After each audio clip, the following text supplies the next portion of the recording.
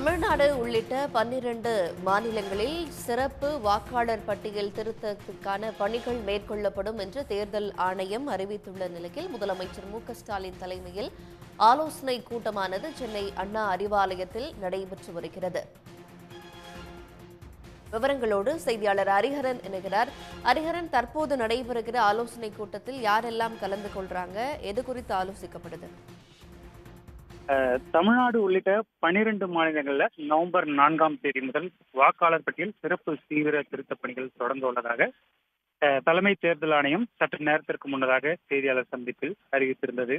இந்த செய்தியாளர் சந்திப்பில் அறிவித்த சில மணி நேரங்களிலேயே வாக்காளர் பட்டியல் சிறப்பு சீராய்வு குறித்து ஆலோசிக்க கூட்டணி கட்சிகளோடு ஆலோசனை கூட்டம் சென்னை அண்ணா அறிவாலயத்தில் நடைபெற்று வருகின்றது. இந்த கூட்டத்தை பொறுத்த வரைக்கும் தமிழ்நாடு காங்கிரஸ் கமிட்டி சார்பில் கே.வி. தங்கபாலு, விடுதலை சிறுத்தைகள் கட்சியின் சார்பில் விசிகாவின் பொதுச் செயலாளர் ரவிக்குமார், மக்கள் நீதி மய்யம் சார்பில் அருணாச்சலம், இந்திய கம்யூனிஸ்ட் கட்சியின் அரசியல் குழு உறுப்பினர் முத்தரசன், இந்திய கம்யூனிஸ்ட் கட்சியின் மாநில செயலாளர் வீரபாண்டியன், மார்க்சிஸ்ட் கம்யூனிஸ்ட் கட்சியின் அரசியல் குழு உறுப்பினர் கே. பாலகிருஷ்ணன், இந்திய யூனியன் முஸ்லீம் லீக் தேசிய பொதுச்செயலாளர் நவாஸ் கனி, மதிமுக பொதுச் செயலாளர் வைகோ உள்ளிட்ட கூட்டணி கட்சியின் தலைவர்கள் இந்த கூட்டத்தில் பங்கேற்றிருக்காங்க.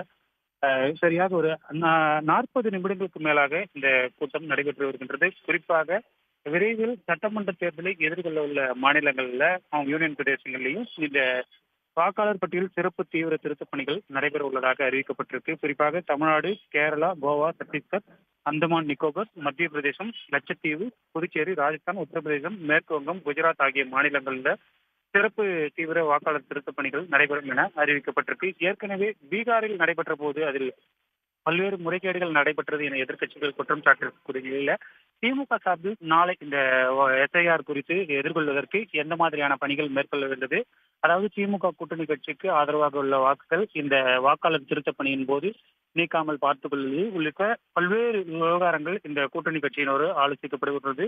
இதனைத் தொடர்ந்து நாளைய தினம் திமுக சார்பில் இந்த கூட்டம் நடைபெற உள்ள நிலையில தற்போது கூட்டணி கட்சிகளோடு ஆலோசனை நடைபெற்று